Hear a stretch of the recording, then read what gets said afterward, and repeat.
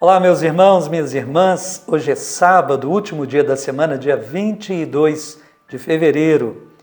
Logo já começaremos a quaresma no dia 26, quarta-feira que vem. Já é quarta-feira de cinzas, um marco muito importante.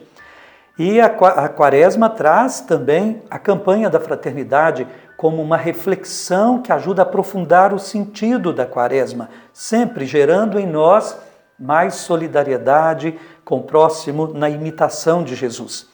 Esse ano nós teremos a campanha da fraternidade falando da vida como dom e compromisso. Eu quero convidar desde já todos à abertura diocesana que se dará na Catedral da nossa Diocese de União da Vitória, na missa do dia 1º de março, domingo, às 19 horas. Momento bonito, onde faremos a abertura oficial. A quaresma a gente abre, então, na quarta-feira e a campanha da fraternidade, que começa já na quaresma no seu início, mas oficialmente abriremos no dia 1º de março. Todos convidados. Vamos lá. Bem, vamos também refletir o Evangelho nesse dia em que a igreja celebra a Cátedra de Pedro. Cátedra é uma palavra que remete à cadeira, quer dizer, aquela cadeira da catedral, que fica na catedral como um símbolo da unidade. O bispo ocupa na sua catedral e o bispo de Roma a ocupa lá na sede de Roma, tornando-se, portanto, a referência, inclusive, para todos os bispos e para todos os católicos do mundo inteiro. Ouçamos nesse dia de festa da Cátedra de Pedro o Evangelho. O Evangelho está em Marcos, capítulo 9, de 14 a 29. Nós já o escutamos no paralelo, nós já o escutamos ainda há poucos dias, mas vamos ver a importância dele ao ser repetido agora. Então vamos escutar o Evangelho que já escutamos na quinta-feira no paralelo, texto paralelo em Marcos, mas agora na versão de Mateus. Tão importante ele é. Preste atenção nesse Evangelho, que é sempre novidade por causa da palavra eterna que ele é. Naquele tempo, Jesus foi à região de Cesareia e Filipe e ali perguntou aos seus discípulos: quem dizem os homens ser o Filho do Homem? Eles responderam: alguns dizem que é João Batista, outros que é Elias, outros ainda que é Jeremias ou algum dos profetas. Então Jesus lhes perguntou: e vós? Quem dizeis que eu sou? Simão Pedro respondeu: tu és o Messias, o Filho do Deus vivo. Respondendo, Jesus lhe disse: feliz és tu, Simão, filho de Jonas, porque não foi um ser humano que te revelou isso, mas o meu Pai que está no céu. Por isso eu te digo que tu és Pedro, e sobre esta pedra construirei a minha igreja, e o poder do inferno nunca poderá vencê-la. Eu te darei as chaves do reino dos céus. Tudo o que tu ligares na terra será ligado nos céus. Tudo o que tu desligares na terra será desligado nos céus. Jesus então ordenou aos discípulos que não dissessem a ninguém que ele era o Messias. Jesus começou a mostrar aos seus discípulos que devia ir a Jerusalém sofrer muito da parte dos anciãos, dos sumos sacerdotes e dos mestres da lei, que devia ser morto e ressuscitar no terceiro dia. Então Pedro tomou Jesus à parte e começou a repreendê-lo, dizendo: Deus não permita tal coisa, Senhor, que isso nunca te aconteça.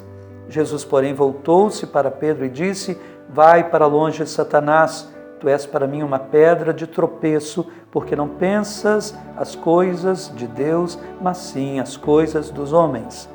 Palavra da salvação, glória a vós, Senhor.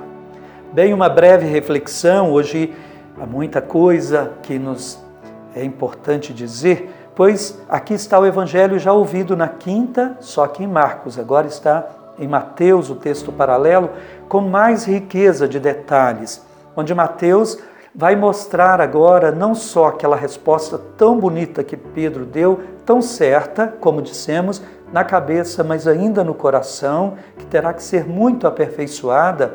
E também Mateus vai dizer que Jesus fala com ele: Pedro, põe-te em meu seguimento, afasta-te de mim, mas para dizer, não vai para longe de mim, no sentido de não me siga mais. Pelo contrário, Pedro, não queira me dizer quem eu devo ser, como eu devo agir. Pedro, você torne-se discípulo, vai para trás de mim, Pedro, siga-me. Mas nesse evangelho de hoje fica aqui aquelas palavras importantíssimas de Jesus a Pedro, nesta festa da cátedra de Pedro. Pedro, apesar de ter que ainda crescer muito na fé, Pedro vai ter agora que ser corrigido por Jesus, mas em vista da missão imensa que ele teria na igreja. Pedro, eu digo que você é pedra, você vai ser a pedra fundamental da igreja que eu vou edificar. Igreja cujo poder o inferno nunca poderá prevalecer sobre esse poder. Pedro, você será a pedra que o Pai quis dar a essa igreja. Você receberá o poder de ligar e desligar. O que você ligar na terra vai ser ligado no céu, o que desligar na terra vai ser desligado no céu. Meus irmãos, vejam que esse poder era tão importante, não poderia ficar só restrito a Pedro. Claro que ele também vai no colégio dos bispos, mas está centrado em Pedro. E ele não poderia parar em Pedro e depois no tempo de Pedro. Ele vai sendo transmitido aos sucessores de Pedro. Por isso é tão importante, você é católico, ame o sucessor de Pedro. Ame o Papa que está na igreja, ungido que foi pelo Espírito para ser Pedro na continuidade da história da igreja.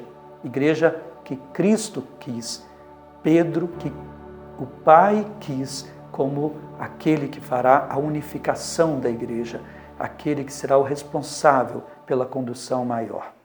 Meus irmãos, recebamos então hoje a bênção para amar a igreja, que o Pai nos ajude a amar a igreja como Cristo ensinou que devemos. O Senhor esteja convosco, Ele está no meio de nós. Abençoe-vos Deus Todo-Poderoso, Pai e Filho e Espírito Santo. Amém. Fiquem com Deus, todo mundo na missa amanhã, até segunda-feira, se Deus quiser.